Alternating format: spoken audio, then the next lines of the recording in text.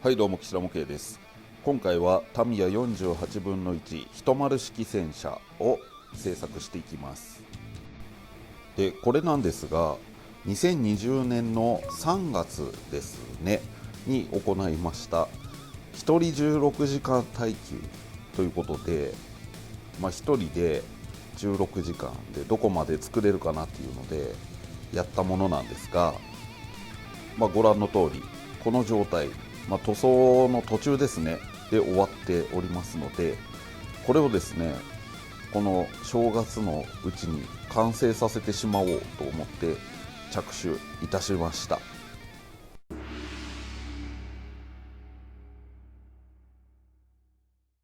では塗装の続きからとなります。今塗っているのは能力色ですね。でこれはタミヤラッカーの LP26 陸上自衛隊能力色で塗装しています。茶色の部分も同じくタミヤラッカーの LP25 陸上自衛隊茶色で塗装しています。で前回16時間ということで、時間に追われていたということもあるかもしれませんが、だいぶ塗装の感じがですね粗い部分が多かったので、そういう部分も合わせて修正しておきました。これでですねエアブラシで塗装する部分は終了です。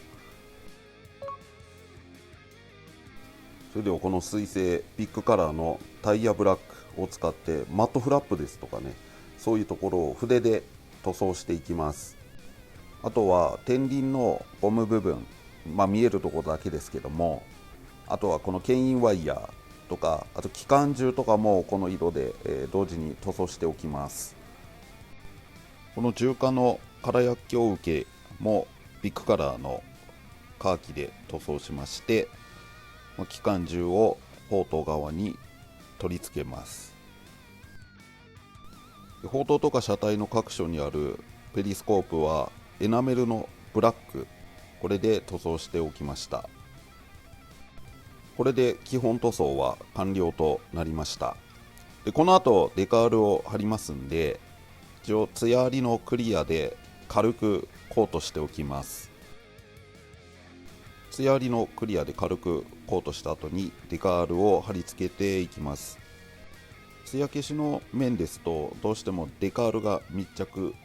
せずにシルバリングという現象が起こってしまうので、一旦ですねツヤありのクリアで軽くコートしてから貼るとシルバリングを防ぐことができます。デカールを貼って乾燥させた後にツヤありのクリアでさらに軽くですねコートしておきます。でウインカーとテールライトの塗装をですねちょっと忘れてましたんで、ここで塗装しておきます。でこのライト類はラッカーのシルバーで下地を塗装した後にエナメルのクリアオレンジですね、ウインカーは。でテールライトのブレーキランプはクリアレッドで塗装しておきます。機関銃などのこの金属がむき出しの部分ですね、こういうところは黒で塗装してあるんですが、その上からエナメルのメタリックグレーを使ってドライブラシして仕上げていきます。これは牽引ワイヤーも同様に施しておきます。でこれにて基本塗装は完了となります。続いて汚しに入ります。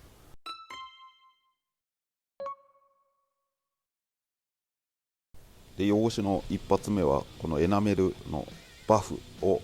エアブラシを使って、全体に吹きかけていきます。これはダスティングっていう技法みたいなんですけども、全体にこの砂ぼこりが乗った感じを表現するというテクニックになります。また同時にですね空気遠近法といって、遠くにあるものは白く霞んで見えるっていうのを表現するために、白っぽく塗装色を振ってみたり、白でフィルターをかけてみたりといったことをするわけですが、このダスティングをすることによっても同様な効果が得られると思います。吹きつける場所なんですけど、全体に均一にかけるというよりは、強くホコリが乗るような箇所を中心にやっていくといいと思います。でエアブラシでの吹き付けが終了したら、それをですねエナメルの溶剤で筆を使ってですね伸ばしたり、強くつきすぎてしまった箇所はそれで拭き取ったりしていきます。で今回はかなりホコリっぽい感じに仕上げようと思いますんで、このバフの吹き付けもちょっといつもよりは強めで、拭き取りもですね残すのも結構強めに残してあります。続いて土の汚れをつけていきます。でこれ使用しているのは、ウェザリングカラーのグランドブラウンになります。でウェザリングカラーは以前の動画でもご紹介した通り、上澄みを捨ててですね使用しています。で今回はちょっとですね薄めに溶剤で薄めて、使っています。でこのグランドブラウンで汚したい場所に点々とつけていきまして、溶剤をつけた筆でですねこれを伸ばしたり際をですねぼやかしたりっていう感じにしていきます。でウェザリングカラーなんですけど、ウォッシング的に使うと全体に色が残ってしまうんで、メリハリがどうしてもつかないような感じになってしまうんですよね。なのでこういう感じで局所的に入れていく方がいいと思います。で砲塔や車体の上面にも少しこのグランドブラウンを刺しておきます。このグランドブラウンは、色味的に、水赤とかなんかそういう感じの色にも似てるなと思うので、この上面はそういう感じで、使っていきます。今回は全体的に砂をかぶったような感じにしたいので、これが今回のメインの汚しとなります。で使用しているのはミスターウェザリングカラーのライトグレイッシュになります。で先ほどグランドブラウンのつけた時と同じようにですねこのつけたい場所に置いておきます。でグランドブラウンと違うところは、特にこの車体の仮面は強くですねこの砂の汚れを残したいので、ここはほとんどですね薄め液で希釈しない状態で、車体に塗っています。で塗り終わりましたらこの溶剤でまた伸ばしたりですねちょっと拭き取ったりっていうことをしていきます。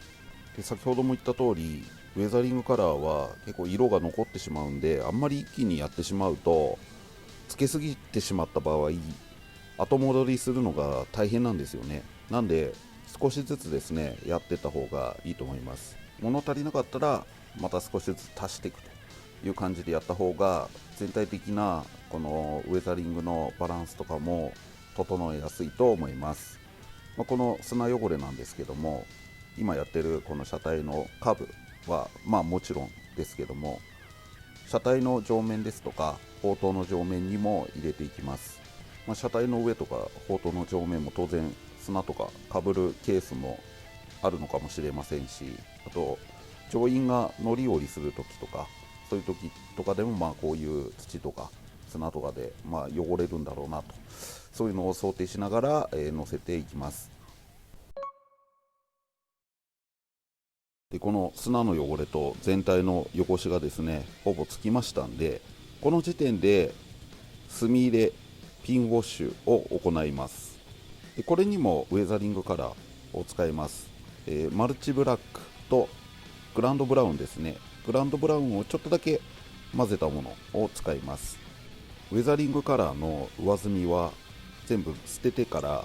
その原液みたいなのだけを使いますって話しましたが、このマルチブラックのみは墨入れなどに適した濃度に最初からなっているので、上澄みを捨てずにそのまま使用しています。で墨入れについてなんですけども、墨入れは最初になんとなくやるイメージがありますけども、私は最近はですねこのだいたい汚しを入れ終わった後に墨入れをしていく感じにしています。それはなぜかというと、砂とかですねそういう土とかの汚しをかけると、それに使った色がですね、そういうモールドとかに流れ込んでしまう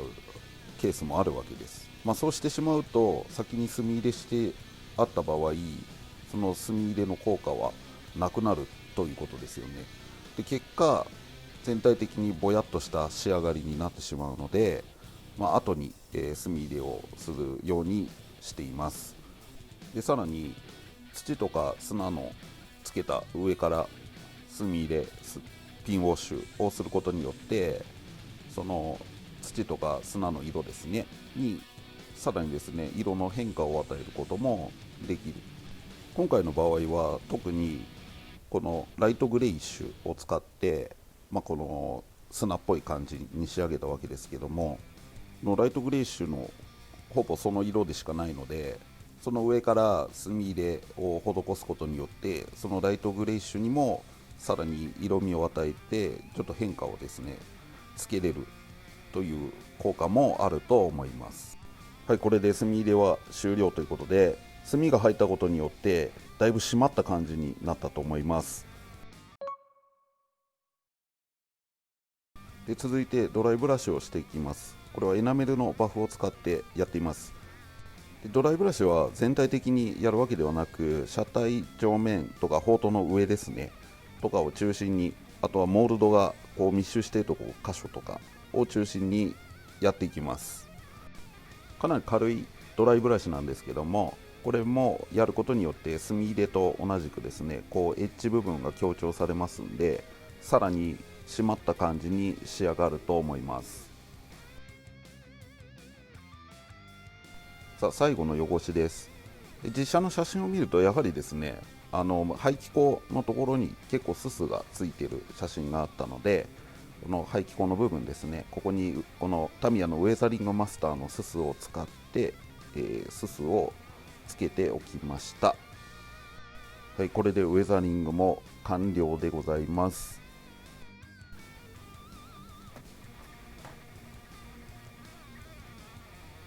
よし、こんなもんでしょうかね。おいいんじゃないかな。